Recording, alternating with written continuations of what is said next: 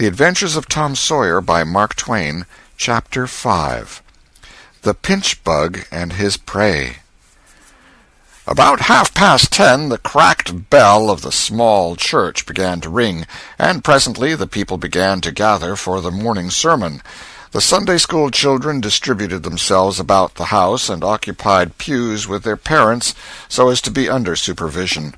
Aunt Polly came, and Tom and Sid and Mary sat with her, Tom being placed next to the aisle, in order that he might be as far away from the open window and the seductive outside summer scenes as possible. The crowd filed up the aisles, the aged and needy postmaster, who had seen better days, the mayor and his wife, for they had a mayor there among other unnecessaries, the justice of the peace, the widow Douglas, fair, smart, and 40, a generous, good-hearted soul and well-to-do, her hill mansion the only palace in the town, and the most hospitable and much the most lavish in the matter of festivities that St. Petersburg could boast, the bent and venerable Major and Mrs. Ward, Lawyer Riverson, the new notable from a distance. Next, the belle of the village, followed by a troop of lawn-clad and ribbon-decked young heartbreakers. Then all the young clerks in town in a body, for they had stood in the vestibule sucking their cane-heads, a circling wall of oiled and simpering admirers, till the last girl had run their gauntlet. And last of all came the model boy, Willie Mufferson, taking as heedful care of his mother as if she were cut glass. He always brought his mother to church, and was the pride of all the matrons. The boys all hated him, he was no good. And besides, he had been thrown up to them so much. His white handkerchief was hanging out of his pocket behind, as usual on Sundays, accidentally. Tom had no handkerchief, and he looked upon boys who had as snobs. The congregation being fully assembled now, the bell rang once more, to warn laggards and stragglers, and then a solemn hush fell upon the church, which was only broken by the tittering and whispering of the choir in the gallery. The choir always tittered and whispered all through service. There was once a church choir that was not ill-bred, but I have forgotten where it was now. It was a great many years ago, and I can scarcely remember anything about it, but I think it was in some foreign country. The minister gave out the hymn, and read it through with a relish in a peculiar style which was much admired in that part of the country. His voice began on a medium key, and climbed steadily up till it reached a certain point, where it bore with strong emphasis upon the topmost word, and then plunged down as if from a springboard. Shall I be carried to the skies on flowery beds of ease, whilst others fight to win the prize and sail through bloody seas?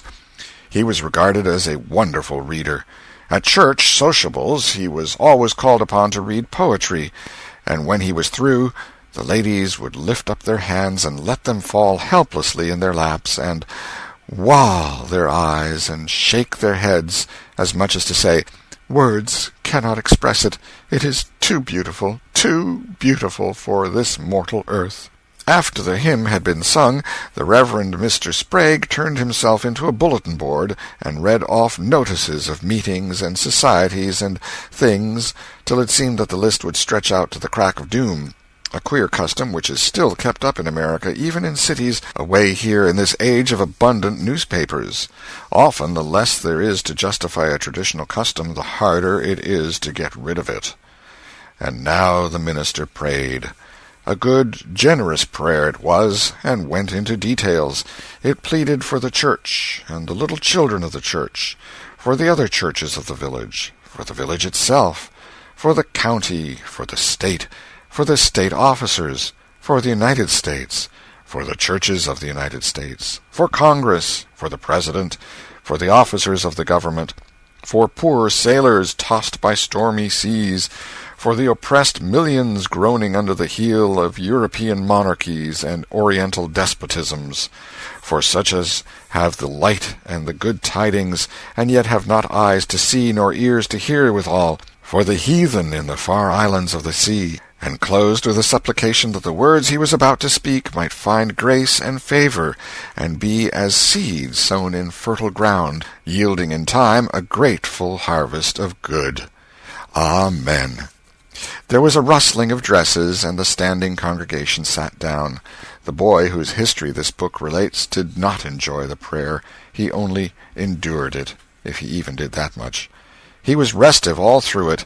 He kept tally of the details of the prayer unconsciously, for he was not listening, but he knew the ground of old and the clergyman's regular route over it, and when a little trifle of new matter was interlarded, his ear detected it, and his whole nature resented it. He considered additions unfair and scoundrelly. In the midst of the prayer a fly had lit on the back of the pew in front of him, and tortured his spirit by calmly rubbing its hands together, embracing its head with its arms, and polishing it so vigorously that it seemed to almost part company with the body, and the slender thread of a neck was exposed to view. Scraping its wings with its hind legs, and smoothing them to its body as if they had been coat-tails, going through its whole toilet as tranquilly as if it knew it was perfectly safe, as indeed it was, for as sorely as Tom's hands itched to grab for it, they did not dare. He believed his soul would be instantly destroyed if he did such a thing while the prayer was going on. But with the closing sentence his hand began to curve and steal forward, and the instant the Amen was out, the fly was a prisoner of war. His aunt detected the act and made him let it go. The minister gave out his text and droned along monotonously through an argument that was so prosy that many a head by and by began to nod, and yet it was an argument that dealt in limitless fire and brimstone and thinned the predestined elect down to a company so small as to be hardly worth the saving. Tom counted the pages of the sermon. After church he always knew how many pages there had been, but he seldom knew anything else about the discourse. However, this time he was really interested for a little while. The minister made a grand and moving picture of the assembling together of the world's hosts at the millennium, when the lion and the lamb should lie down together and a little child should lead them. But the pathos, the lesson, the moral of the great spectacle were lost upon the boy. He only thought of the conspicuousness of the principal character before the onlooking nations. His face lit with the thought, and he said to himself that he wished he could be that child, if it was a tame lion. Now he lapsed into suffering again, as the dry argument was resumed. Presently he bethought him of a treasure he had, and got it out. It was a large black beetle with formidable jaws, a pinch-bug he called it. It was in a percussion cap box. The first thing the beetle did was to take him by the finger. A natural fillip followed. The beetle went floundering into the aisle, and lit on its back, and the hurt finger went into the boy's mouth. The beetle lay there working its helpless legs, unable to turn over. Tom eyed it, and longed for it, but it was safe out of his reach. Other people uninterested in the sermon found relief in the beetle, and they eyed it too. Presently a vagrant poodle dog came idling along, sad at heart, lazy with the summer softness and the quiet, weary of captivity, sighing for change. He spied the beetle. The drooping tail lifted and wagged. He surveyed the prize, walked around it, smelt at it from a safe distance, walked around it again, grew bolder, and took a closer smell, then lifted his lip and made a gingerly snatch at it, just missing it, made another and another, began to enjoy the diversion, subsided to his stomach with the beetle between his paws, and continued his experiments. Grew weary at last, and then indifferent and absent-minded. His head nodded, and little by little his chin descended and touched the enemy, who seized it. There was a sharp yelp, a flirt of the poodle's head, and the beetle fell a couple of yards away and lit on its back once more. The neighboring spectators shook with a gentle inward joy. Several faces went behind fans and handkerchiefs, and Tom was entirely happy. The dog looked foolish, and probably felt so, but there was resentment in his heart, too, and a craving for revenge. So he went to the beetle and began a wary attack on it again, jumping at it from every point of a circle, lighting with his forepaws within an inch of the creature, making even closer snatches at it with his teeth, and jerking his head till his ears flapped again. But he grew tired once more after a while, tried to amuse himself with a fly, but found no relief, followed an ant around with his nose close to the floor, and quickly wearied of that, yawned, sighed, forgot the beetle entirely, and sat down on it. Then there was a wild yelp of agony, and the poodle went sailing up the aisle. The yelps continued, and so did the dog. He crossed the house in front of the altar. He flew down the other aisle. He crossed before the doors. He clambered up the home stretch. His anguish grew with his progress, till presently he was but a woolly comet moving in its orbit with the gleam and the speed of light. At last the frantic sufferer sheered from its course and sprang into its master's lap. He flung it out of the window, and the voice of distress quickly thinned away and died in the distance. By this time the whole church was red-faced and suffocating with suppressed laughter, and the sermon had come to a dead standstill. The discourse was resumed presently, but it went lame and halting, all possibility of impressiveness being at an end, for even the gravest sentiments were constantly being received with a smothered burst of unholy mirth, under cover of some remote pew-back, as if the poor parson had said a rarely facetious thing. It was a genuine relief to the whole congregation when the ordeal was over and the benediction pronounced. Tom Sawyer went home quite cheerful, thinking to himself that there was some satisfaction about divine service when there was a bit of variety in it. He had but one marring thought. He was willing that the dog should play with his pinch-bug, but he did not think it was upright in him to carry it off. Chapter 6. Tom Meets Becky. Monday morning found Tom Sawyer miserable. Monday morning always found him so, because it began another week's slow suffering in school. He generally began that day with wishing he had had no intervening holiday. It made the going into captivity and fetters again so much more odious. Tom lay thinking. Presently it occurred to him that he wished he was sick. Then he could stay home from school. Here was a vague possibility. He canvassed his system. No ailment was found, and he investigated again. This time he thought he could detect colicky symptoms, and he began to encourage them with considerable hope. But they soon grew feeble and presently died wholly away. He reflected further. Suddenly he discovered something. One of his upper front teeth was loose. This was lucky. He was about to begin to groan as a starter, as he called it, when it occurred to him that if he came into court with that argument, his aunt would pull it out, and that would hurt. So he thought he would hold the tooth in reserve for the present and seek further. Nothing offered for some little time, and then he remembered hearing the doctor tell about a certain thing that laid up a patient for 2 or 3 weeks and threatened to make him lose a finger. So the boy eagerly drew his sore toe from under the sheet and held it up for inspection. But now he did not know the necessary symptoms. However, it seemed well worth while to chance it, so he fell to groaning with considerable spirit. But Sid slept on unconscious.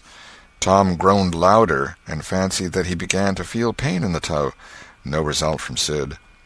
Tom was panting with his exertions by this time. He took a rest, and then swelled himself up and fetched a succession of admirable groans. Sid snored on. Tom was aggravated. He said, "Sid! Sid!" and shook him. This course worked well, and Tom began to groan again. Sid yawned, stretched, then brought himself up on his elbow with a snort, and began to stare at Tom. Tom went on groaning, and Sid said, "Tom! Say, Tom!" No response. "Here, Tom! Tom! What is the matter, Tom?" And he shook him and looked in his face anxiously. Tom moaned out, "Oh, don't, Sid! Don't joggle me!" "Why, what's the matter, Tom? I must call Auntie." "No, never mind. It'll be over by and by, maybe. Don't call anybody." "But I must. Don't groan so, Tom. It's awful. How long you been this way?" "Hours.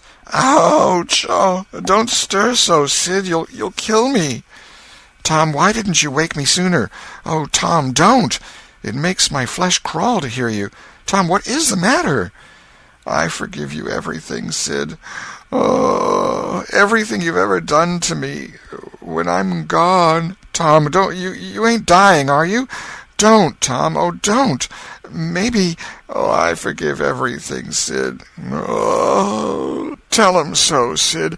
And, Sid, you give my window sash and my cat with one eye to that new girl that's come to town, and tell her—" But Sid had snatched his clothes and gone.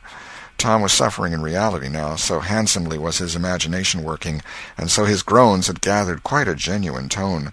Sid flew downstairs and said, "Oh, Aunt Polly, come! Tom's dying." "Dying?" "Yes'm, don't wait, come quick." "Rubbish, I don't believe it." But she fled upstairs nevertheless, with Sid and Mary at her heels, and her face grew white, too, and her lip trembled. When she reached the bedside, she gasped out, "You, Tom! Tom, what's the matter with you?" "Oh, Auntie, What's the matter with you? What is the matter with you, child?" "Oh, Auntie, my sore toes mortified." The old lady sank down into a chair and laughed a little, then cried a little, then did both together.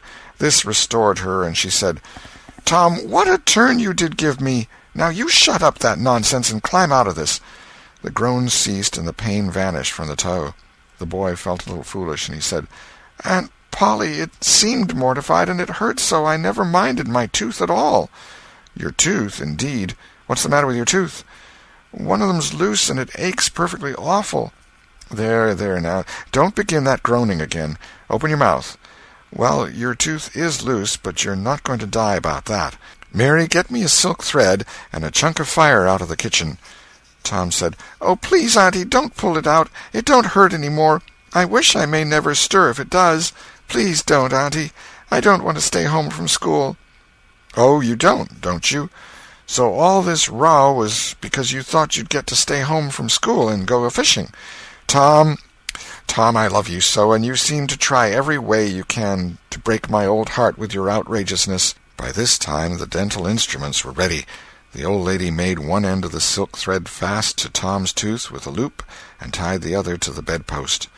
Then she seized the chunk of fire and suddenly thrust it almost into the boy's face. The tooth hung dangling by the bedpost now. But all trials bring their compensations. As Tom wended to school after breakfast, he was the envy of every boy he met because the gap in his upper row of teeth enabled him to expectorate in a new and admirable way.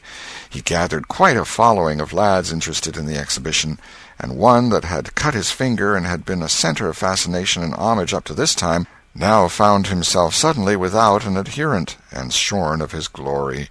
His heart was heavy, and he said with a disdain which he did not feel that it wasn't anything to spit like Tom Sawyer, but another boy said, "Sour grapes," and he wandered away a dismantled hero.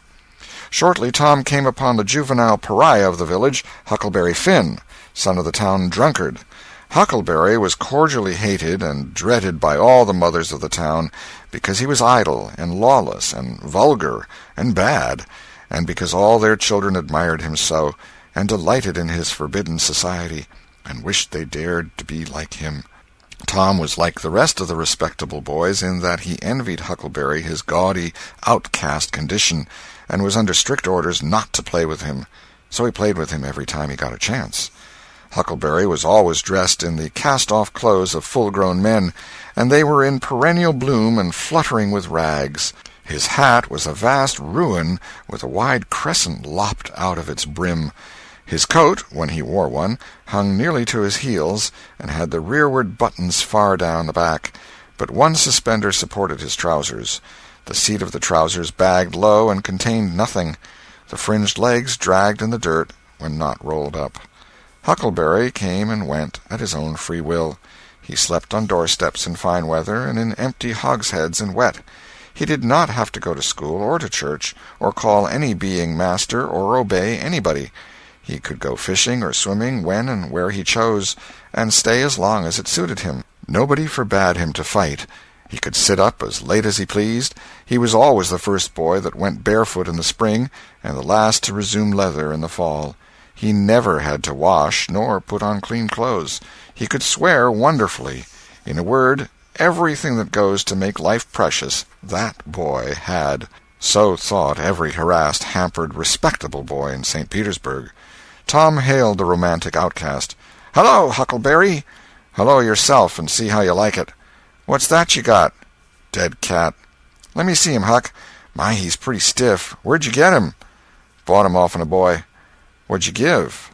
"I give a blue ticket and a bladder that I got at the slaughterhouse." "Where'd you get the blue ticket?" "Bought it off'n Ben Rogers 2 weeks ago for a hoopstick." "Say, what is dead cats good for, Huck?" "Good for? Cure warts with." "No, is that so? I know something that's better." "I bet you don't. What is it?" "Why, spunk water." "Spunk water? I wouldn't give a dern for spunk water." "You wouldn't you? Do you ever try it?" "No, I hain't. But Bob Tanner did." "Who told you so?" "Why, he told Jeff Thatcher, and Jeff told Johnny Baker, and Johnny told Jim Hollis, and Jim told Ben Rogers, and Ben told a nigger, and the nigger told me. There now." "Well, what of it? They'll all lie. Leastwise, all but the nigger. I don't know him. But I never see a nigger that wouldn't lie." "Shucks. Now you tell me how Bob Tanner done it, Huck." "Why, he took and dipped his hand in a rotten stump where the rainwater was." "In the daytime?" "Certainly." "With his face to the stump?" "Yes. Least I reckon so." "Did he say anything?" "I don't reckon he did. I don't know." "Aha! Talk about trying to cure warts with spunk water such a blame fool way as that. Why, that ain't a-going to do any good. You got to go all by yourself to the middle of the woods where you know there's a spunk water stump, and just as it's midnight you back up against the stump and jam your hand in and say, 'Barleycorn, barleycorn, Injun meal shorts, spunk water, swaller these warts,' and then walk away quick 11 steps with your eyes shut, and then turn around 3 times and walk home without speaking to anybody, because if you speak the charm's busted." "Well, that sounds like a good way, but that ain't the way Bob Tanner done." "No, sir, you can bet he didn't, because he's the wartiest boy in this town, and he wouldn't have a wart on him if he'd known how to work spunk water." "I've took thousands of warts off my hands that way, Huck. I play with frogs so much I've always got considerable many warts. Sometimes I take 'em off with a bean." "Yes, bean's good. I've done that." "Have you? What's your way?" "You take and split the bean and cut the wart so as to get some blood, and then you put the blood on one piece of the bean and take and dig a hole and bury it about midnight at the crossroads in the dark of the moon, and then you burn up the rest of the bean. You see, that piece that's got the blood on it will keep drawing and drawing, trying to fetch the other piece to it, and so that helps the blood to draw the wart, and pretty soon off she comes." "Yes, that's it, Huck, that's it.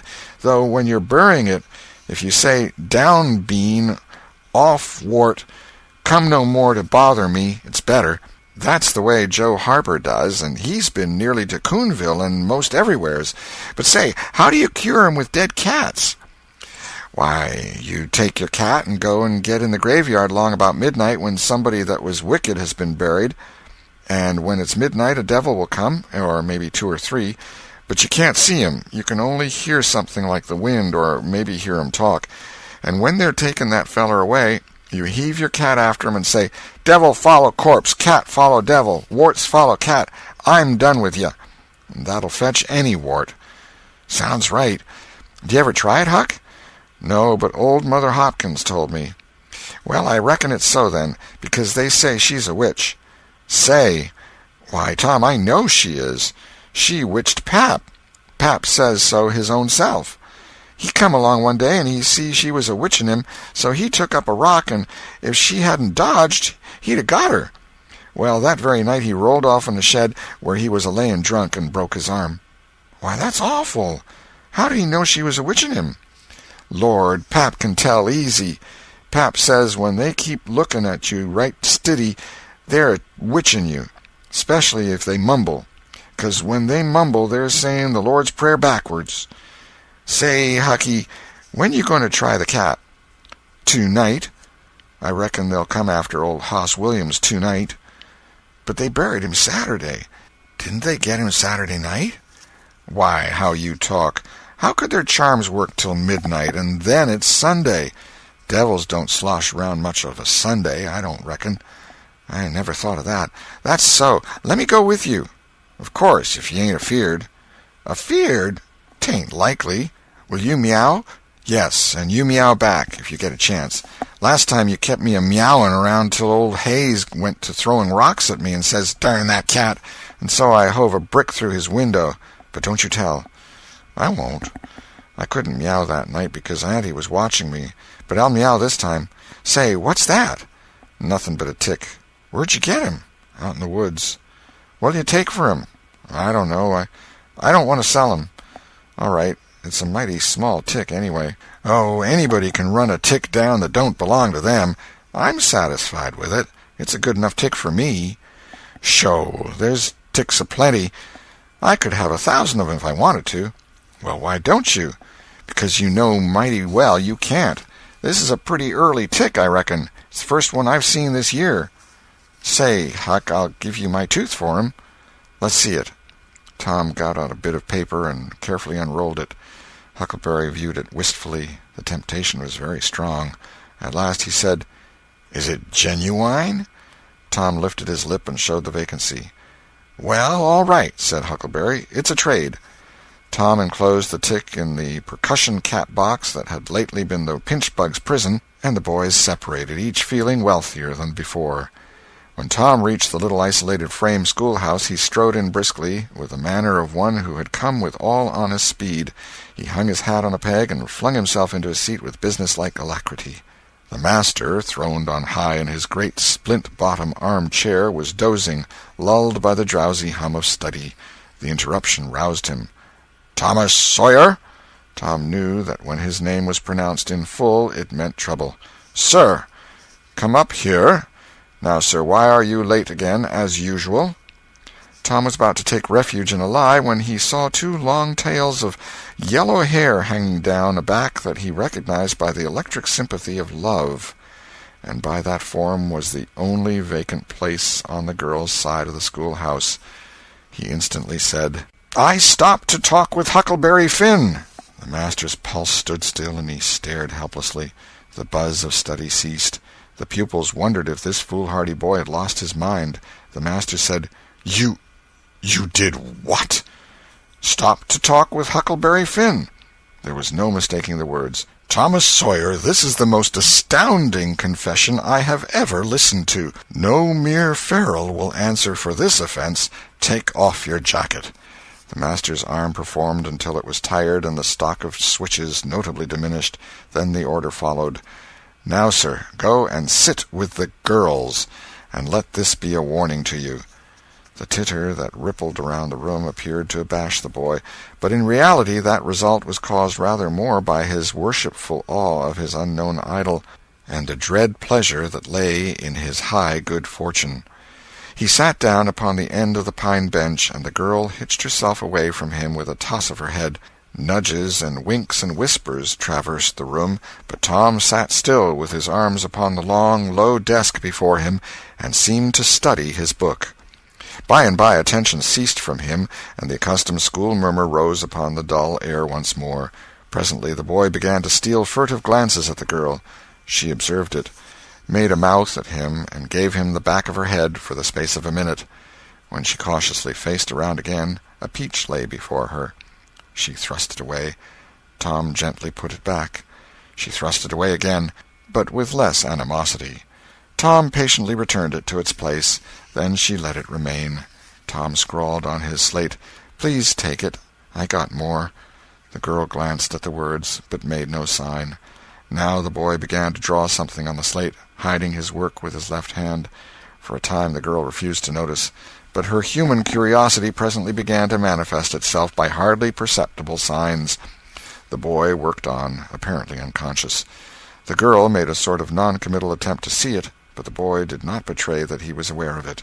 At last she gave in, and hesitatingly whispered, "Let me see it." Tom uncovered a dismal caricature of a house with 2 gable ends to it, and a corkscrew of smoke issuing from the chimney.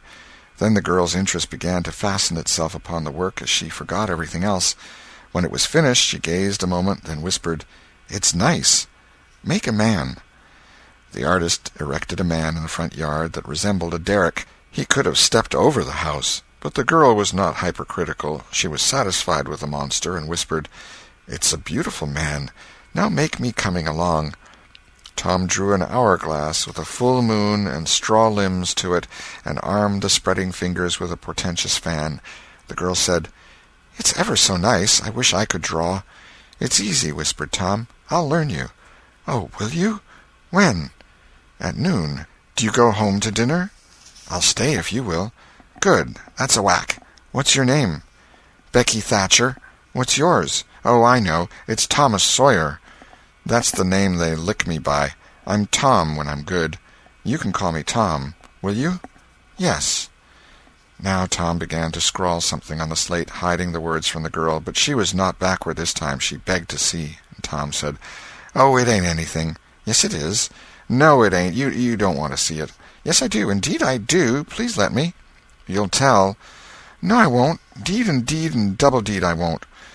"You won't tell anybody at all? Ever as long as you live?" "No, I won't ever tell anybody. Now let me." "Oh, you don't want to see." "Now that you treat me so, I will see." And she put her small hand upon his, and a little scuffle ensued, Tom pretending to resist in earnest, but letting his hand slip by degrees till these words were revealed: "I love you."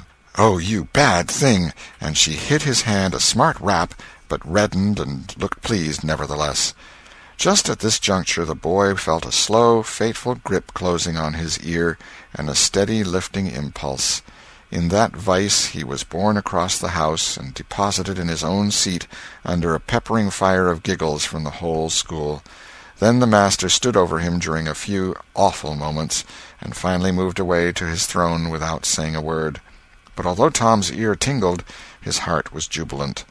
As the school quieted down, Tom made an honest effort to study, but the turmoil within him was too great.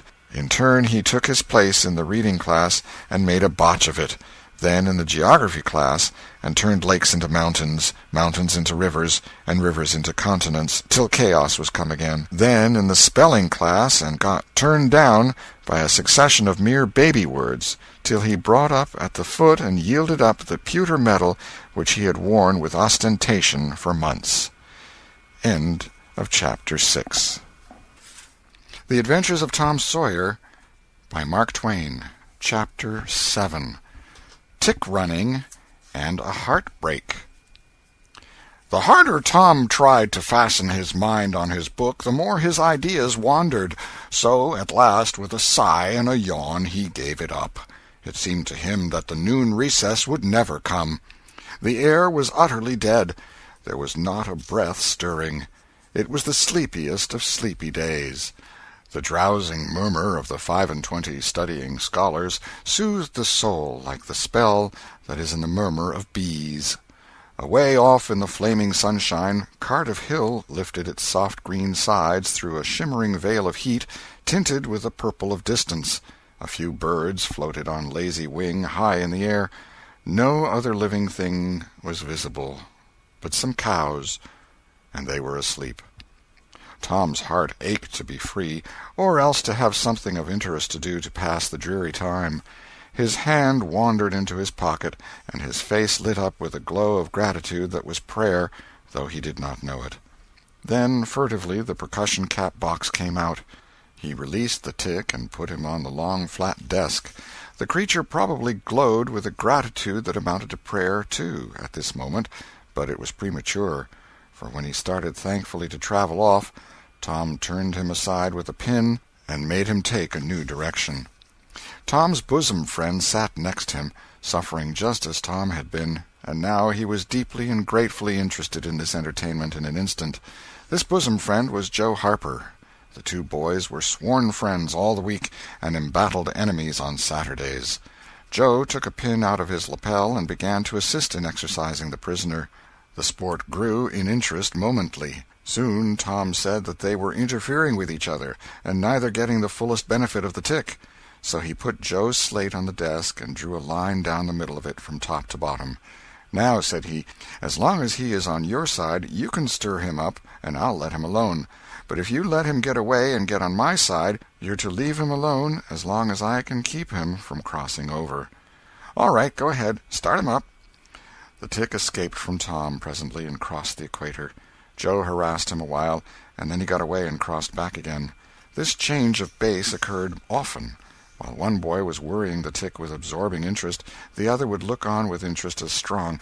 The two heads bowed together over the slate, and the two souls dead to all things else. At last luck seemed to settle and abide with Joe.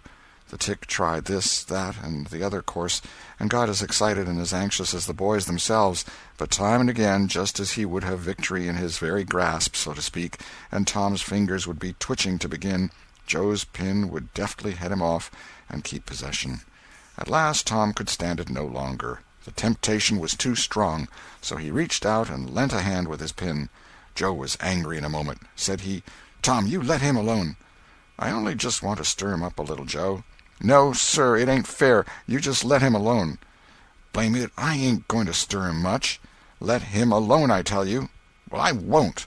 "You shall. He's on my side of the line." "Look here, Joe Harper, whose is that tick?" "I don't care whose tick he is. He's on my side of the line, and you shan't touch him." "Well, I'll just bet I will, though. He's my tick, and I'll do what I blame please with him, or die." A tremendous whack came down on Tom's shoulders, and its duplicate on Joe's, and for the space of 2 minutes the dust continued to fly from the two jackets and the whole school to enjoy it. The boys had been too absorbed to notice the hush that had stolen upon the school a while before, when the master came tiptoeing down the room and stood over them. He had contemplated a good part of the performance before he contributed his bit of variety to it. When school broke up at noon, Tom flew to Becky Thatcher and whispered in her ear, "Put on your bonnet and let on you're going home, and when you get to the corner, give the rest of 'em the slip, and turn down through the lane and come back. I'll go the other way, and come it over them the same way." So the one went off with one group of scholars, and the other with another. In a little while the two met at the bottom of the lane, and when they reached the school they had it all to themselves. Then they sat together with a slate before them, and Tom gave Becky the pencil and held her hand in his, guiding it, and so created another surprising house. When the interest in art began to wane, the two fell to talking. Tom was swimming in bliss. He said, "Do you love rats?" "No, I hate them." "Well, I do, too. Live ones. But I mean dead ones, to swing round your head with a string." "No, I don't care for rats much, anyway. What I like is chewing gum." "Oh, I should say so. I wish I had some now." "Do you?" "I've got some." "I'll let you chew it a while, but you must give it back to me." That was agreeable, so they chewed it turn about, and dangled their legs against the bench in excess of contentment. "Was you ever at a circus?" said Tom. "Yes, and my pa's going to take me again sometime, if I'm good." "I've been to the circus 3 or 4 times, lots of times. Church ain't shucks to a circus. There's things going on at a circus all the time. I'm going to be a clown in a circus when I grow up." "Oh, are you? That will be nice. They're so lovely, all spotted up." "Yes, that's so, and they get slathers of money, most $1 a day, Ben Rogers says. Say, Becky, was you ever engaged?" "What's that?" "Why, engaged to be married." "No? Would you like to?" "I reckon so. I don't know. What is it like?" "Like? Why, it ain't like anything. You only just tell a boy you won't ever have anybody but him, ever, ever, ever, and then you kiss, and that's all. Anybody can do it." "Kiss? What do you kiss for?" "Why, that, is to— well, they always do that." "Everybody?" "Why, yes, everybody that's in love with each other. Do you remember what I wrote on the slate?" Yes." "What was it?" "I shan't tell you." "Shall I tell you?" Yes, but some other time." "No, now." "No, not now. Tomorrow." "Oh, no, now. Please, Becky, I'll whisper it. I'll whisper it ever so easy." Becky hesitating, Tom took silence for consent, and passed his arm about her waist and whispered the tale ever so softly, with his mouth close to her ear, and then he added, "Now you whisper it to me, just the same." She resisted for a while, and then said, "You turn your face away so you can't see, and then I will. But you mustn't ever tell anybody. Will you, Tom? Now you won't, will you?" "No, indeed I won't. Now, Becky." He turned his face away, and she bent timidly around till her breath stirred his curls, and whispered, "I love you." Then she sprang away and ran around and around the desks and benches, with Tom after her, and took refuge in a corner at last, with her little white apron to her face. Tom clasped her about her neck and pleaded, "Now, Becky, it's all done, all over but the kiss. Don't you be afraid of that. It ain't anything at all. Please, Becky." And he tugged at her apron and the hands. By and by she gave up and let her hands drop. Her face, all glowing with the struggle, came up and submitted. Tom kissed the red lips and said, "Now it's all done, Becky, and always after this, you ain't ever to love anybody but me, and you ain't ever to marry anybody but me, never, never, and forever. Will you?" "No, I'll never love anybody but you, Tom, and I'll never marry anybody but you, and you ain't to ever marry anybody but me either."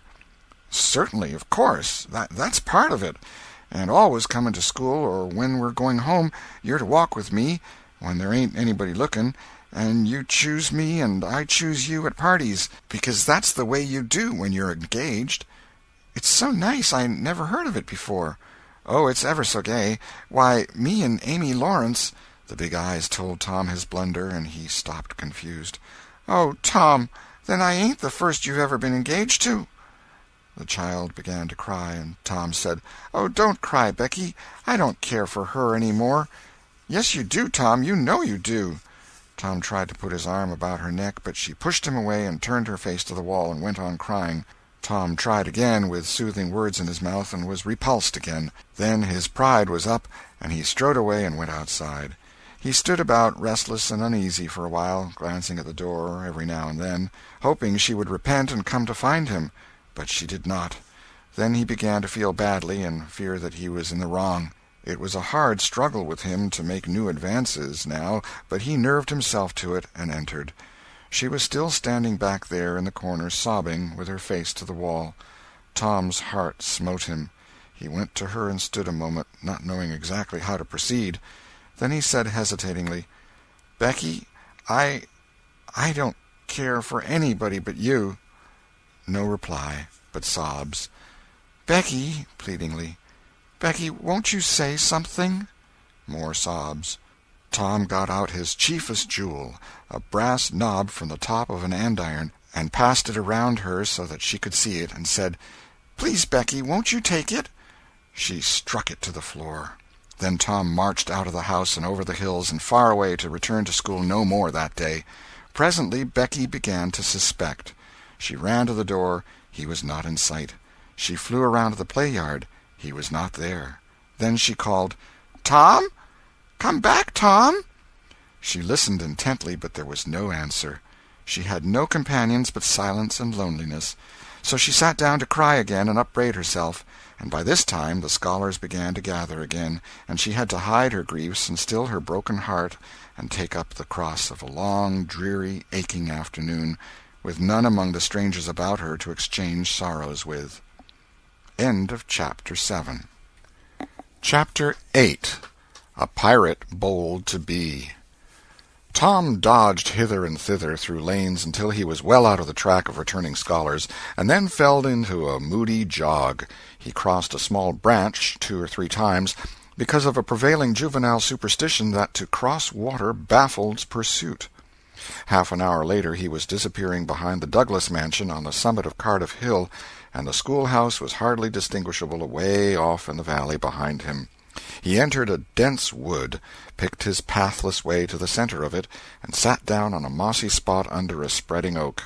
There was not even a zephyr stirring. The dead noonday heat had even stilled the songs of the birds.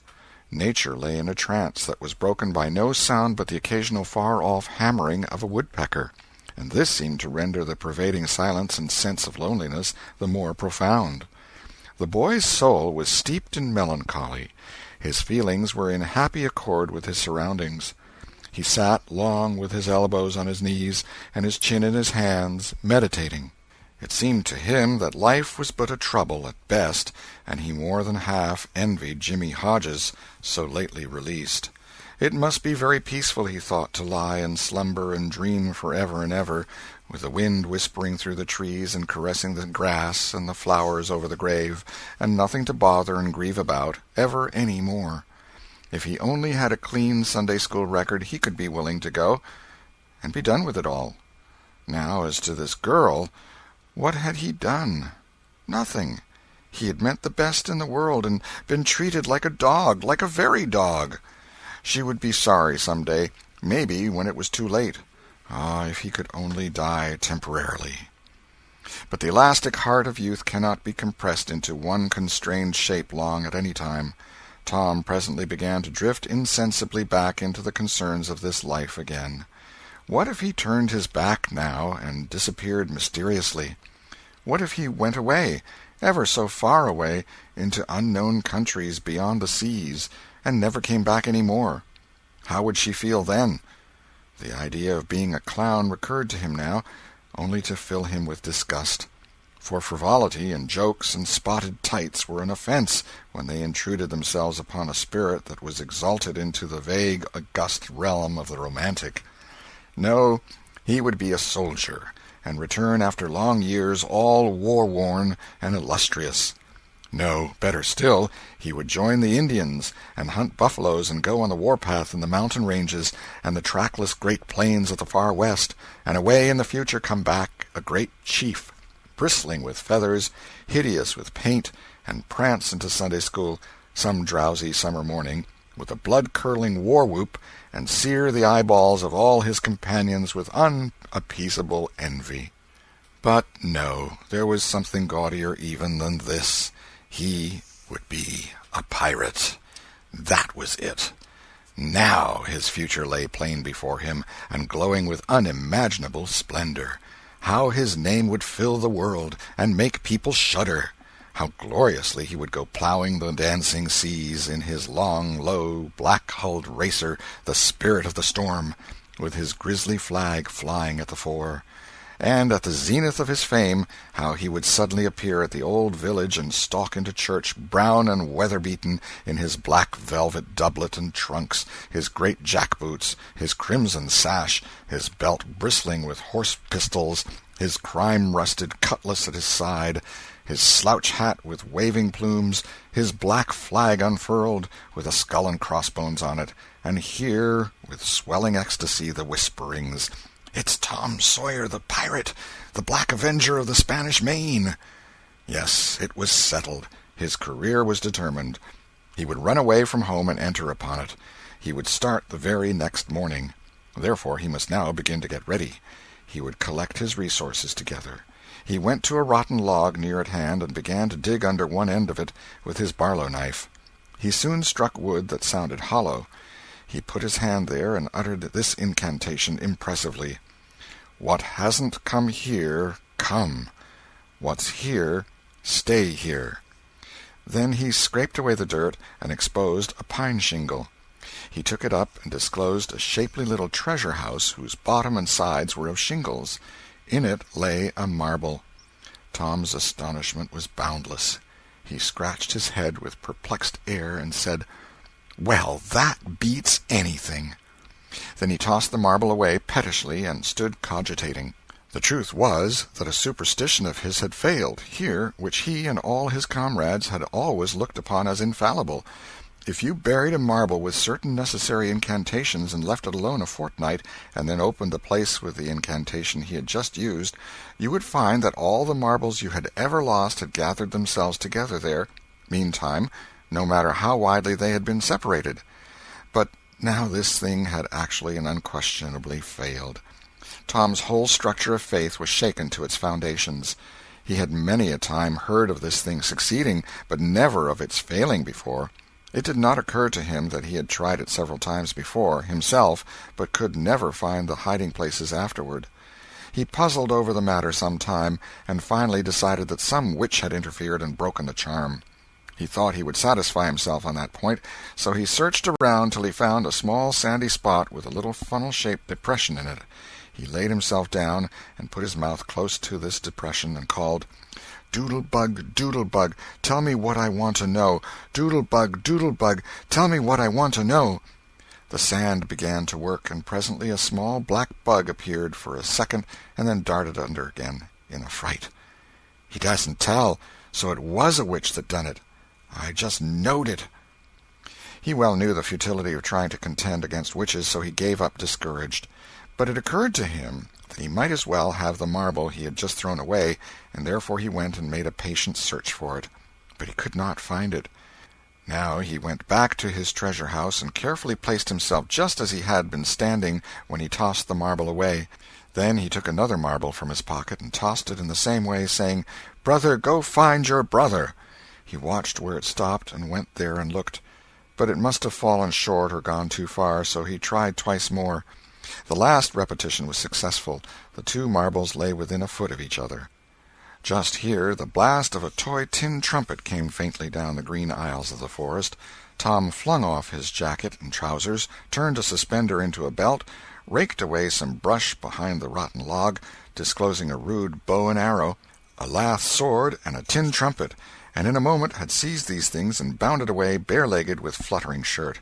He presently halted under a great elm, blew an answering blast, and then began to tiptoe and look warily out, this way and that.